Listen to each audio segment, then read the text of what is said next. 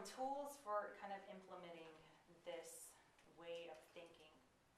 First of all, you got to start getting aware of the mind and what it's telling you. If you just take it and react, then you're kind of missing what's happening.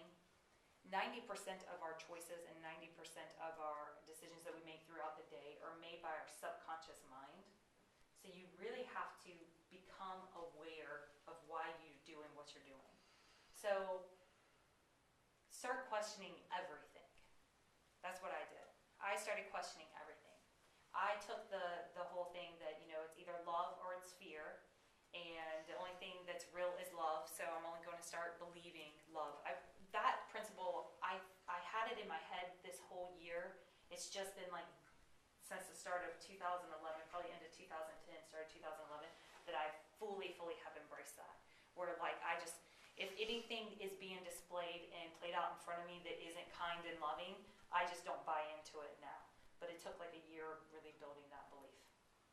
So how do you keep it in the forefront of your mind all the time? Like, do you put notes around your house? Because I find, I quit doing daily affirmation readings because I would read them and I'd be like, oh, that's great. And then a minute later, gone for the rest of the day. Yeah. And people always say I think about it all day. And I'm like, how? It just goes, phew. Yeah, I totally understand. I was challenged with the same thing. It's like you get this great idea, or you're given these great little tips, like writing down what you're grateful for every night before you go to bed, and reading it every morning when you get up, or reading through affirmations every day. I was doing that too, and some days I would do it, and other days I wouldn't, or I would read it and then turn around and get into life, and everything that I just said would go right back out again. I've heard the statistic that it takes 10,000 hours of doing something consistently to really master it. That's all? 10,000 hours. Yeah. So I believe that breaks down to be something along the lines of, if you did it 40 hours a week for 10 years, then you've really mastered it. So if you think about how long we've been operating in this other mode, we're really efficient at it. We're really efficient at it. Mm-hmm. We're so efficient at it that 90% of our choices and our actions and the things we do throughout the day, we do on autopilot. Because we've just gotten that comfortable moving through, no matter how uncomfortable we are in the process, we've gotten that kind of ease in doing it. So it's kind of unrealistic to say, oh, I got this great idea, now let me carry it around with me and have my life changed in a week or a day or an afternoon, a weekend workshop, even a 3-month retreat, where that's all you do is focus on it. You've got to put in the time. So I used to do little sticky notes and put it on my computer, on my mirror, or different things like that.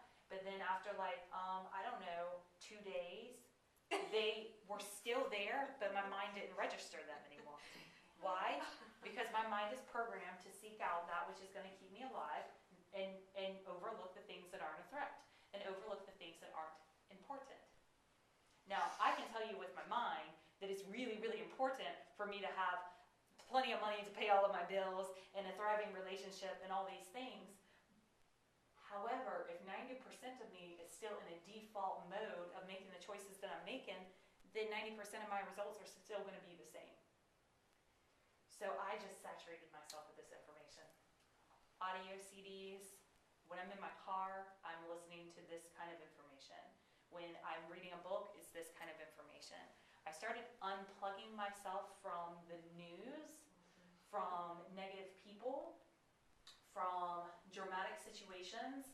I started unplugging myself from the things that weren't what I wanted, not what I wanted my future to look like, and started plugging myself into the things that were what I wanted it to look like. Which is why we're all here. Exactly. So if it takes, setting an alarm on my BlackBerry phone, which half of them, yes, I just hit dismiss and I don't even follow through on what they say. But at least it's bringing it to the forefront of my mind. Mm-hmm. So now I have twice a day, I have an affirmation that pops up in my phone twice a day, just randomly awesome. Throughout the day.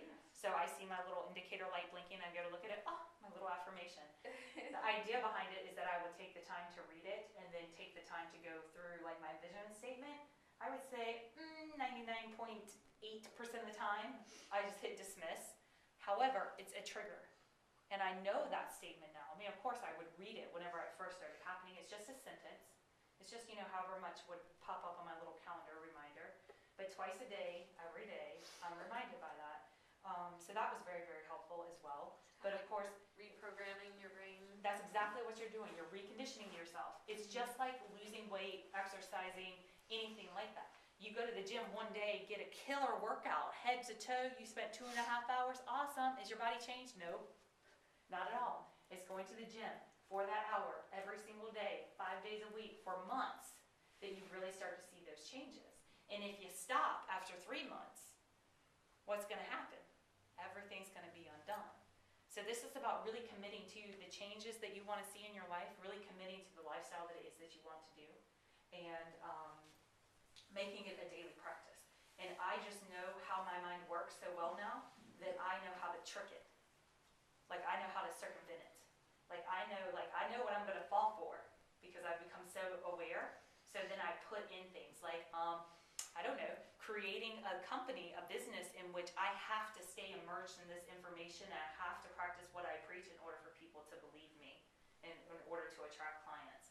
I have to eat right. I have to exercise. I teach people how to eat right and how to lose weight. If I am not a picture of that, I am not okay with that. Other people might be okay with it, and no judgment on other practitioners that don't do that, but I personally am not okay with it. So I've created a world in which I have to be accountable to people. So I have to show up for you guys, so it forces me to show up for myself. So when I won't do it for myself, I'll do it for you. I'll do it for you, I'll do it for you, I'll do it for you, I'll do it for other people before I'll do it for myself. Until I get to that point that I love myself so much that even if everybody else disappeared, I would still do my same routine because it's about my